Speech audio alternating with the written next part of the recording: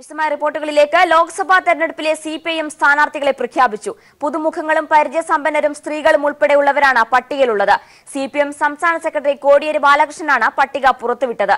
ഉപതെരഞ്ഞെടുപ്പ് നേരിടാൻ എംഎൽഎമാർ തയ്യാറെന്നും പാർലമെന്റിൽ എൽഡിഎഫിന്റെ അംഗസംഖ്യ വർദ്ധിപ്പിക്കുമെന്നും കോടിയേരി വ്യക്തമാക്കി. പരിചയസമ്പന്നർ, സ്ത്രീകൾ, ജനപ്രതിനിധികൾ, സിറ്റിംഗ് എംപിമാർ, ഒപ്പം പുതുമുഖങ്ങൾ. സമീകൃതമായ ഒരു സ്ഥാനാർത്ഥി പട്ടികയാണ് സിപിഐഎം ലോക്സഭയിലേക്ക് അവതരിപ്പിച്ചിരിക്കുന്നതെന്ന് വിമർശകർ പോലും സമ്മതിക്കും. മുൻ തൃക്കരിപ്പൂർ എംഎൽഎയും കാസർഗോഡ് മുൻ ജില്ലാ സെക്രട്ടറിയുമായ കെ.പി. സതീഷ് ചന്ദ്രനാണ് കാസർകോട്ടെ ഇടതുമുന്നണി സ്ഥാനാർത്ഥി. കണ്ണൂരിൽ സിറ്റിംഗ് എംപിയും മുതിർന്ന കേന്ദ്ര കമ്മിറ്റി അംഗവുമായ പി.കെ. ശ്രീമതി ടീച്ചറാണ് ജനവിധി തേടുന്നത്. കണ്ണൂർ ജില്ലാ സെക്രട്ടറിയും കേരള നിയമസഭയിലെ റെക്കോർഡ് ഭൂരിപക്ഷത്തിന്റെ ഉടമയുമായ കരുത്തനായ നേതാവ് പി. ജയരാജൻ വടകരയിൽ മാറ്റുരയ്ക്കും. കോഴിക്കോടിന്റെ സൗമ്യ സാന്നിധ്യവും എംഎൽഎയും സംസ്ഥാന കമ്മിറ്റി അംഗവുമായ എ. പ്രദീപ് കുമാറിനെയാണ് കോഴിക്കോട് മണ്ഡലം പിടിക്കാൻ സിപിഐഎം ചുമതലപ്പെടുത്തിയിരിക്കുന്നത്. പൊന്നാനിയിൽ നിലമ്പൂർ എംഎൽഎയായ പി.വി. അൻവർ ഇടതു സ്വതന്ത്രനായി ജനവിധി തേടും. മലപ്പുറത്ത് എസ്.എഫ്.ഐ. അഖിലേന്ത്യാ പ്രസിഡന്റ് വി.പി. സാനു എന്ന പുതുമുഖം ഇടത് ടിക്കറ്റിൽ മത്സരിക്കും. പാലക്കാട്ടും ആലത്തൂരും ചാലക്കുടിയിലും യഥാക്രമം എം.ബി. രാജേഷും ഡോക്ടർ പി.കെ. ബിജുവും സിനിമാ താരം ഇന്നസെന്റും വീണ്ടും ജനവിധി തേടും. മൂവരും സിറ്റിംഗ് എംപിമാരാണ്. സിപിഐഎം സംസ്ഥാന സെക്രട്ടേറിയറ്റ് അംഗവും ദേശാഭിമാനി പത്രത്തിന്റെ ചീഫ് എഡിറ്ററുമായ പി. രാജീവ് എറണാകുളത്ത് സ്ഥാനാർത്ഥിയാവും. മുൻ രാജ്യസഭാ അംഗമെന്ന നിലയിൽ പാർലമെന്ററി പ്രവർത്തനത്തിലെ പി. രാജീവിന്റെ മികവാണ് സിപിഐഎം പരിഗണിച്ചത്. നിലവിലെ എംപി അഡ്വക്കേറ്റ് ജോയ്സ് ജോർജ് തന്നെയാണ് ഇടുക്കിയിൽ ഇടതു സ്വതന്ത്രനായി വീണ്ടും ജനവിധി തേടുന്നത്. കോട്ടയം തിരികെ പിടിക്കാൻ മുൻ കോട്ടയം എംഎൽഎയും ജില്ലാ സെക്രട്ടറിയുമായ വി.എൻ. വാസവനെയാണ് ഇടതുമുന്നണി കളത്തിലിറക്കുന്നത്. തിരഞ്ഞെടുപ്പ് പോരാട്ടത്തിലെവിടെയും പരാജയം അറിഞ്ഞിട്ടില്ലാത്ത ജെയിൻ കില്ലറായ അഡ്വക്കേറ്റ് എ. എം ആരിഫിനെയാണ് ആലപ്പുഴ വീണ്ടെടുക്കാനുള്ള ചുമതലയുമായി എൽഡിഎഫ് കളത്തിലിറക്കുന്നത്. ആറന്മുള എംഎൽഎയും പ്രമുഖ മാധ്യമ പ്രവർത്തകയുമായ വീണ ജോർജാണ് പത്തനംതിട്ട മണ്ഡലത്തിലെ സിപിഐഎമ്മിന്റെ വജ്രായുധം. സിപിഐഎം സംസ്ഥാന സെക്രട്ടേറിയറ്റ് അംഗവും മുൻ രാജ്യസഭാ അംഗവുമായ കെ.എൻ. ബാലഗോപാലിനാണ് കൊല്ലം വീണ്ടെടുക്കാനുള്ള നിയോഗം. ആറ്റിങ്ങലിൽ ഡോക്ടർ എ. സമ്പത്ത് തന്നെ വീണ്ടും തെരഞ്ഞെടുപ്പ് ഗോതയിൽ മാറ്റുരയ്ക്കും. പട്ടികയിലെ ഏക കേന്ദ്ര കമ്മിറ്റി അംഗവും പ്രമുഖ വനിതാ നേതാവുമായ പി.കെ. ശ്രീമതി ടീച്ചറാണ് പാനലിനെ നയിക്കുന്നതെന്നത് സ്ത്രീകളോടുള്ള കരുതലിന്റെ നേർസാക്ഷ്യമായി. ഇടതുമുന്നണി വൻ വിജയം നേടുമെന്ന് പാനൽ പുറത്തുവിട്ടുകൊണ്ട് സിപിഐഎം സംസ്ഥാന സെക്രട്ടറി കോടിയേരി ബാലകൃഷ്ണൻ വ്യക്തമാക്കി.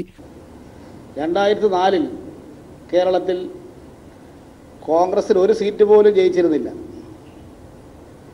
ആ 2004 കേന്ദ്രത്തിൽ ബി.ജെ.പിയെ താഴത്തിറക്കി ഒരു മതനിരപേക്ഷ സർക്കാർ രൂപീകരിക്കാൻ കഴിഞ്ഞത്. ഇടതുപക്ഷത്തിന് 18 സീറ്റ് കേരളത്തിൽ ലഭിച്ച സാഹചര്യത്തിലാണ്. ഇത്തവണയും ഇടതുപക്ഷത്തിൻ്റെ സീറ്റ് വർദ്ധിക്കുന്നതിനനുസരിച്ചായിരിക്കും മോദി സർക്കാരിനെ അധികാരത്ത് പുറത്താക്കുന്നത് ഉറപ്പുവരുത്താൻ കഴിയുള്ളൂ.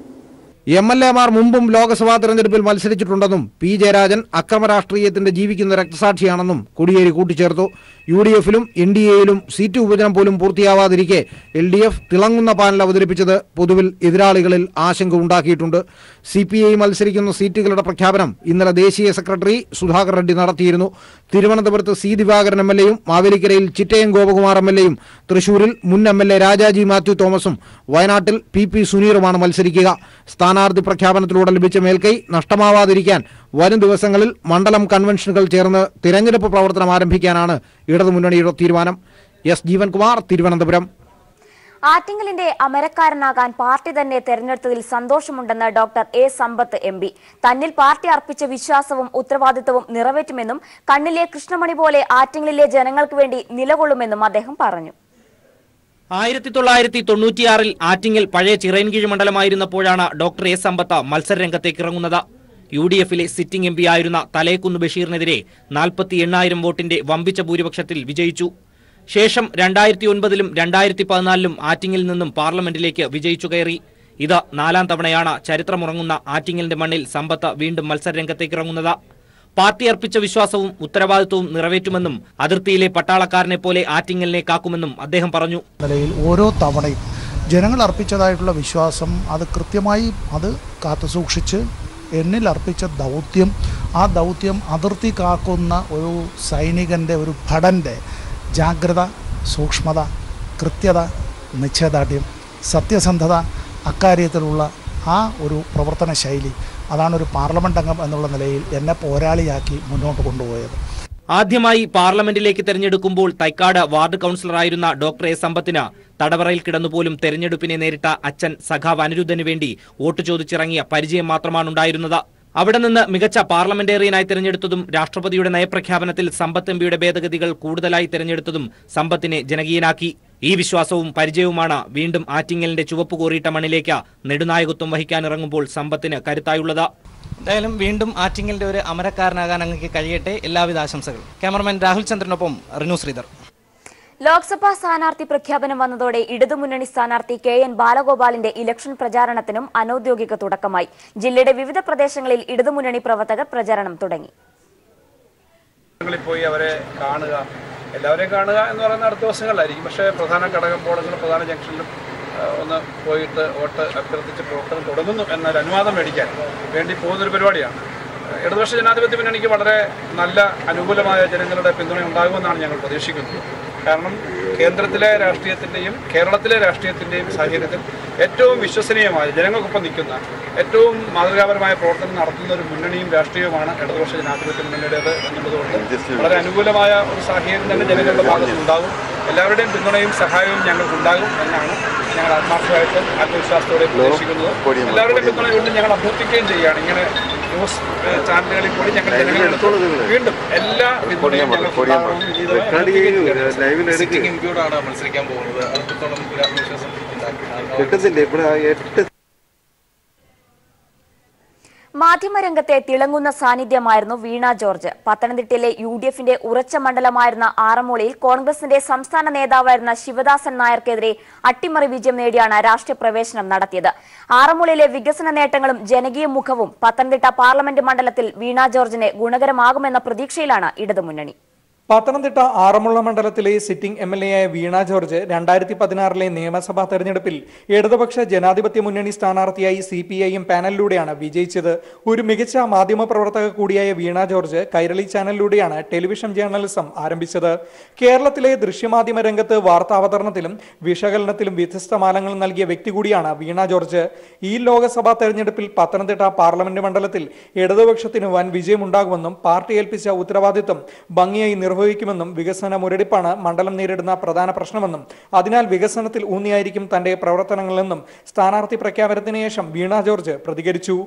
പത്തനംതിട്ട പാർലമെന്റ് മണ്ഡലത്തിൽ ഇത്തവണ ഇടതുപക്ഷ ജനാധിപത്യ മുന്നണി തകർപ്പൻ വിജയം നേടും. 10 വർഷം ഈ മണ്ഡലത്തെ വികസന മുരടിപ്പിലേക്ക് നയിച്ചവർ അതിനൊരു വലിയ ശക്തമായ തിരിച്ചടി ഈ നാട്ടിലെ ജനങ്ങൾ നൽകും. വീണ ജോർജിനെ സ്വാഗതം ചെയ്തുകൊണ്ട് ഇടതുമുന്നണി പ്രവർത്തകർ പത്തനംതിട്ട മണ്ഡലത്തിൽ പ്രകടനം നടത്തി. കൂടാതെ ഇടതുപക്ഷത്തിന്റെ മണ്ഡലത്തിലെ തെരഞ്ഞെടുപ്പ് പ്രവർത്തനങ്ങൾക്കും തുടക്കമായി. News bureau, Pathanamthitta. CPIM സംസ്ഥാന കമ്മിറ്റി അംഗവും LDF ജില്ലാ കൺവീനറുമാണ് കാസർഗോഡ് ലോക്സഭാ മണ്ഡലം LDF സ്ഥാനാർത്ഥി KP സതീഷ് ചന്ദ്രൻ. 3 തവണ CPIM കാസർഗോഡ് ജില്ലാ സെക്രട്ടറിയും 2 തവണ തൃക്കരിപ്പൂർ MLAയുമായിരുന്നു നീലേശ്വരം പട്ടണ സ്വദേശിയായ ഈ 60-കാരൻ. ഇഷ്ടവസ്ത്രമായ ഖദറിന്റെ ലാളിത്യം പൊതുജീവിതത്തിൽ കാത്തുസൂക്ഷിക്കുന്ന സഹൃദയനായ കമ്മ്യൂണിസ്റ്റാണ് KP സതീഷ് ചന്ദ്രൻ. വിദ്യാർത്ഥി രാഷ്ട്രീയത്തിലൂടെ പൊതുരംഗത്തെത്തിയ നീലേശ്വരം പട്ടേന സ്വദേശിയായ KP സതീഷ് ചന്ദ്രൻ പിന്നീട് യുവജന പ്രസ്ഥാനത്തിന്റെയും നേതൃനിരയിലെത്തി. നീലേശ്വരം രാജാസ് ഹൈസ്കൂളിൽ വിദ്യാർത്ഥിയായിരിക്കെ SFI പ്രവർത്തകനായിരുന്ന സതീഷ് ചന്ദ്രൻ സംഘടനയുടെ അവിഭക്ത കണ്ണൂർ ജില്ലാ കമ്മിറ്റി പ്രസിഡന്റും സംസ്ഥാന വൈസ് പ്രസിഡന്റും കേന്ദ്ര കമ്മിറ്റി അംഗവുമായിരുന്നു. DYFI കാസർഗോഡ് ജില്ലാ സെക്രട്ടറി, സംസ്ഥാന വൈസ് പ്രസിഡന്റ്, കേന്ദ്ര കമ്മിറ്റി അംഗം, KSKTU ജില്ലാ സെക്രട്ടറി എന്നീ നിലകളിലും പ്രവർത്തിച്ചു. 2008 മുതൽ 2018 വരെ 3 തവണകളിലായി CPIM കാസർഗോഡ് ജില്ലാ സെക്രട്ടറിയായിരുന്നു. ഇപ്പോൾ സംസ്ഥാന കമ്മിറ്റി അംഗവും LDF കാസർഗോഡ് ജില്ലാ കൺവീനറുമാണ്. 2 വട്ടം തൃക്കരിപ്പൂർ മണ്ഡലത്തെ നിയമസഭയിൽ പ്രതിനിധീകരിച്ചു. പാർട്ടി ഏൽപ്പിച്ച പുതിയ ദൗത്യം ഏറ്റെടുക്കുന്നത് ഏറെ ആത്മവിശ്വാസത്തോടെ. ഏറ്റവും പ്രാധാന്യം കൽപ്പിക്കുന്നത് നേരിട്ട് വോട്ടർമാരെ കാണാനുള്ള പ്രവർത്തനം. 2ാം ഘട്ടമായി മാത്രമേ മറ്റു നിലയിൽ മൈക്കൊക്കെ ഉപയോഗിച്ചുള്ള പൊതുപര്യടന പരിപാടി ആരംഭിക്കൂ. പൊതുപ്രവർത്തകൻ, ജനപ്രതിനിധി എന്നീ നിലകളിൽ മികവാർന്ന പ്രവർത്തനവും ബഹുജനങ്ങൾക്കിടയിലുള്ള വലിയ സ്വീകാര്യതയും KP സതീഷ് ചന്ദ്രന്റെ സവിശേഷതയാണ്. ഖദർ വസ്ത്രം ഇഷ്ടപ്പെടുന്ന സതീഷ് ചന്ദ്രൻ ഗ്രന്ഥകർത്താവും മികച്ച സഹകാരിയുമാണ്. News bureau, Kasaragod. ആലപ്പുഴയിലെ ഇടതുപക്ഷ സ്ഥാനാർത്ഥി തെരഞ്ഞെടുപ്പ് പ്രചരണം ആരംഭിച്ചു കഴിഞ്ഞു. രാവിലെ മണ്ഡലത്തിന്റെ തെക്കേയറ്റമായ കരുനാഗപ്പള്ളിയിൽ നിന്നാണ് പ്രചരണം തുടങ്ങിയത്. ഇതിനിടയിൽ ആലപ്പുഴ മണ്ഡലത്തിലെ വനിതാ പാർലമെന്റിലും ആരിഫ് എത്തി. ആവേശകരമായ സ്വീകരണമാണ് മണ്ഡലത്തിൽ സ്ഥാനാർത്ഥിക്ക് ലഭിച്ചു വരുന്നത്. ആലപ്പുഴ മണ്ഡലത്തിലെ ഇടതുപക്ഷ സ്ഥാനാർത്ഥി AM ആരിഫ് ഇപ്പോൾ ഇങ്ങോട്ട് എത്തിക്കൊണ്ടിരിക്കുകയാണ്. അദ്ദേഹത്തിന്റെ ആദ്യ പരിപാടിയാണിത്. സ്ഥാനാർത്ഥിത്വം പ്രഖ്യാപിച്ചതിന് ശേഷം എങ്ങനെയുണ്ട് മണ്ഡലത്തിലെ പര്യടനത്തിൽ? നല്ല പ്രതികരണമാണ്. എങ്ങനെയാണ് നമുക്ക് ഈ മത്സരത്തെ കാണാൻ സാധിക്കുന്നത്? മത്സരത്തെ എങ്ങനെ കാണാൻ സാധിക്കുന്നു? നല്ല ഉജ്ജ്വലമായ വിജയം LDFന് ലഭിക്കും തീർച്ചയായിട്ടും. ഇപ്പൊ ആദ്യം വടക്കേ അറ്റത്ത് തെക്കേറ്റത്ത് ഇങ്ങോട്ട് വന്നുകൊണ്ടിരിക്കുകയാണ് മണ്ഡലത്തിൽ. പൊതുവെ ജനങ്ങളുടെ വലിയ ആവേശമാണ് കാണുന്നത്. എന്തായാലും ഈ തെരഞ്ഞെടുപ്പിൽ വിജയിക്കും അല്ലെ വിജയം ഉറപ്പുവരുത്തിക്കൊണ്ട് തന്നെയാണ് ആരിഫ് ഇപ്പോൾ മണ്ഡലത്തിലെ ഓരോ പരിപാടിയിലേക്ക് വന്നുകൊണ്ടിരിക്കുന്നത്. നമുക്കറിയാം അരൂർ മണ്ഡലത്തിൽ നിന്നും ഹാട്രിക് വിജയം നേടിക്കൊണ്ടാണ് ആരിഫ് ഇപ്പോൾ പാർലമെന്റിലേക്ക് എത്തിയിരിക്കുന്നത്. കോട്ടയത്ത് കൊടിപാറിക്കാൻ CPM ജില്ലാ സെക്രട്ടറി VN വാസവനെ കളത്തിലിറക്കി ഇടതുമുന്നണി. പൊതുരംഗത്തും ജീവകാരുണ്യ മേഖലയിലുമുള്ള VN വാസവന്റെ ജനകീയത വോട്ടായി മാറുമെന്ന ഉറച്ച വിശ്വാസത്തിലാണ് ഇടതുപക്ഷം. കോട്ടയം ലോക്സഭാ മണ്ഡലത്തിൽ ഉജ്ജ്വല വിജയം നേടിയ ചരിത്രമാണ് CPM-നുള്ളത്. വിദ്യാർത്ഥി യുവജന സംഘടനയിലൂടെയാണ് VN വാസവൻ പൊതുപ്രവർത്തന രംഗത്തെത്തുന്നത്. 2015 മുതൽ കോട്ടയം ജില്ലയിലെ CPM-ന്റെ അമരക്കാരൻ. 2006-ൽ കോട്ടയത്ത് നിന്ന് നിയമസഭാംഗമായതോടെ അക്ഷരനഗരത്തിന്റെ വികസന സ്വപ്നങ്ങളെ ഇഴചേർത്ത ജനകീയ നേതാവായി VN വാസവൻ മാറി. അന്ന് VN വാസവൻ കോട്ടയത്ത് കുറിച്ചിട്ട വികസന ചിത്രങ്ങൾക്കും പദ്ധതികൾക്കും മങ്ങലേറ്റില്ല. വാസവന്റെ സ്ഥാനാർത്ഥിത്വം പ്രഖ്യാപിക്കുന്ന ദിനത്തിലാണ് കൊച്ചിയിൽ നിന്നും ആദ്യ കണ്ടെയ്നർ ബാർജ് നാട്ടകം പോർട്ടിലേക്ക് അടുക്കുന്നത്. VN വാസവൻ എന്ന ജനനേതാവിന്റെ ദീർഘവീക്ഷണത്തിന്റെ വിജയം കൂടിയാണിത്. MLA ആയി കഴിഞ്ഞ് 2006 ഡിസംബറിലാണ് ഇതിന് തറക്കല്ലിടുന്നത്. 3 വർഷക്കാലം കൊണ്ട് ആ പോർട്ടിന്റെ പടി പൂർത്തീകരിച്ച് ഇന്ന് നാട്ടകം പോർട്ടിൽ ജലഗതാഗതത്തിലുള്ള ആദ്യത്തെ ചരക്ക് വന്നിറങ്ങാൻ പോവുകയാണ്. എനിക്ക് ഏറ്റവും അഭിമാനത്തിന്റെ ഒരു നിമിഷമാണത്. പൊതുരംഗത്തെ തിരക്കുകൾക്കിടയിലും ജീവകാരുണ്യ മേഖലയിലും സജീവ സാന്നിധ്യമാണ് VN വാസവൻ. അദ്ദേഹം നേതൃത്വം നൽകുന്ന അഭയം ചാരിറ്റബിൾ സൊസൈറ്റി ആയിരക്കണക്കിന് നിർധന രോഗികൾക്ക് ആശ്വാസവും അത്താണിയുമാണ്. കഴിഞ്ഞ പ്രളയകാലത്തെ രക്ഷാപ്രവർത്തനങ്ങൾ VN വാസവന്റെ നേതൃമികവിന്റെ തെളിവായി ജനമനസ്സിൽ ഇടം നേടി. TP Prashanth, news bureau, Kottayam. Chalakudy Lok Sabha മണ്ഡലത്തിൽ ഇന്നസെന്റിന് ഇത് 2ാം ഊഴമാണ്. മണ്ഡലത്തിൽ നടത്തിയ വികസന പ്രവർത്തനങ്ങൾ വോട്ടായി മാറുമെന്ന പ്രതീക്ഷയിലാണ് ഇടതു സ്ഥാനാർത്ഥിയായ ഇന്നസെന്റ്.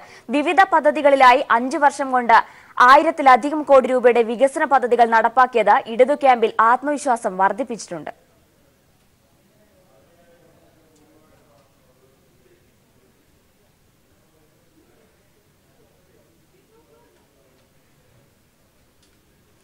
ആ വാർത്തയിലേക്ക് തിരിച്ചുവരാം.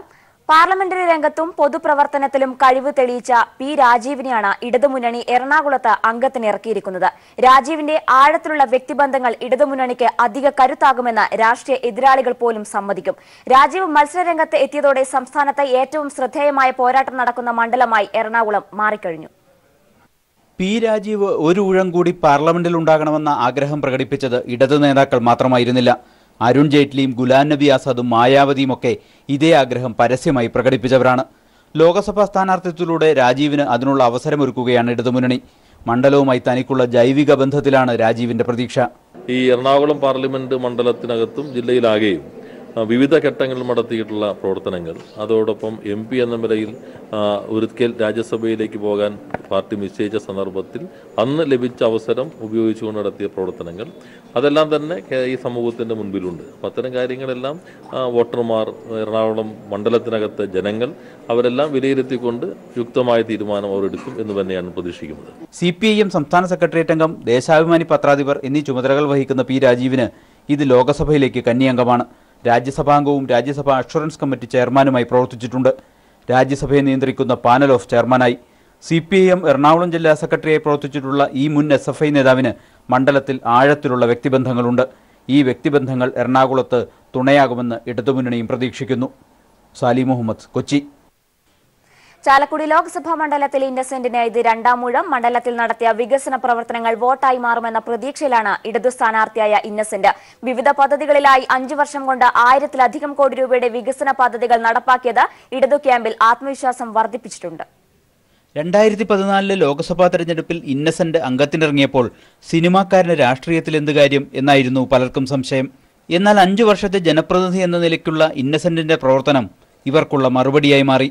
സിനിമാ ജീവിതത്തിന്റെ തിരക്കിലും കടുത്ത രോഗബാധയ്ക്കുമിടയിലും വിശ്രമമില്ലാതെ ഇന്നസെന്റ് മണ്ഡലത്തിൽ നിറഞ്ഞു നിന്നു. മണ്ഡലത്തിൽ നടത്തിയ 1000-ലധികം കോടി രൂപയുടെ വികസന പ്രവർത്തനങ്ങളാണ് ഇക്കുറി ഇന്നസെന്റിന്റെ പ്രചരണായുധം.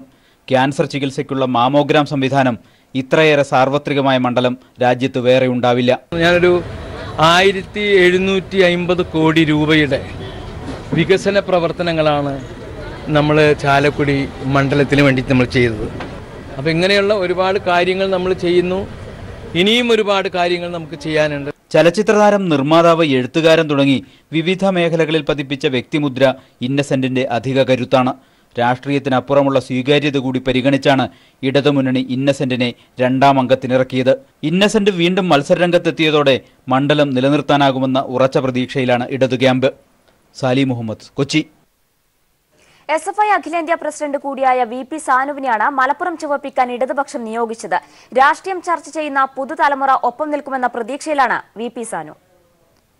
സമരപോരാട്ടങ്ങൾ നിറഞ്ഞ രാഷ്ട്രീയ ജീവിതമാണ് VP സാനുവെന്ന ചെറുപ്പക്കാരന്റേത്.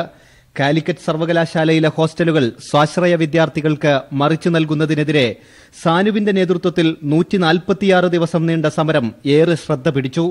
ഇക്കാലത്ത് തന്നെ സർവകലാശാലയുടെ നെറ്റ്വർക്ക് തകരാർ പരിഹരിക്കണമെന്നാവശ്യപ്പെട്ട് 7 ദിവസത്തെ നിരാഹാര സമരം.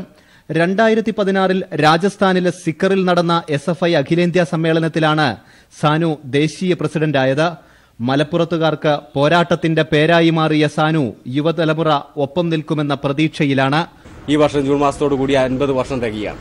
ആ സമയത്ത് പോലും ഈ ജില്ല ഏറ്റവും പിറകോട്ട് നിൽക്കുന്ന ജില്ലകളുടെ ഒന്നാമത് എന്നുള്ള നിലയിലാണ് എണ്ണി തുടങ്ങുന്നത്.